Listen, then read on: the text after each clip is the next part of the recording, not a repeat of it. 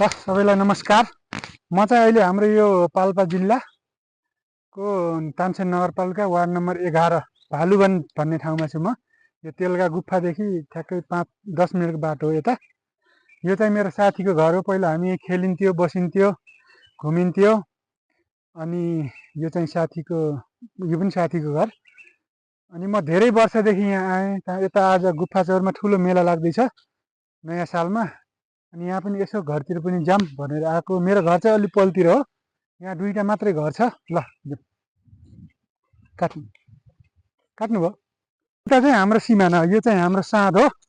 यो काफलको बुट्टा हो। यहाँदेखि उता सबै हाम्रो। यहाँ हाम्रो खेतीपाती हुन्थ्यो पहिला। अहिले हामीले 10-11 वर्ष भयो छोडेको, 12 वर्ष। पुरै काफल उम्रिए रहेछ। भविष्यमा यसले पैसा दिन्छ नि फेरि।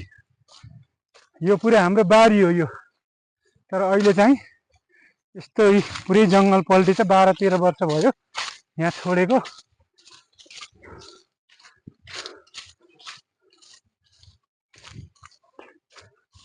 भन्ने याद पनि थियो कि तपाईँ पछि के।